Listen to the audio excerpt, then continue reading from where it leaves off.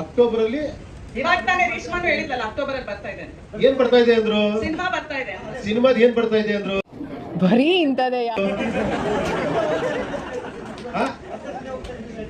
October ಅಲ್ಲಿ release ಅಂತ ಹಾಕಿದೀವಿ. ಏನ್ ರಿಲೀಸ್ ಅಂತ ಹೇಳಿದೀವಾ?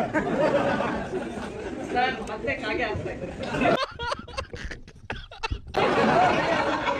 ನೀವು ಬಿಟ್ಟಿರೋ ಒಂದು glimpse the latest is it ಒಂದು ಪುರಾಣದ ಕಲ್ಕಿನ ಅಥವಾ ಉಪೇಂದ್ರ ಕಲ್ಕಿನ ಅಥವಾ ಪ್ರಜಾತಿಯ ಕಲ್ಕಿನ?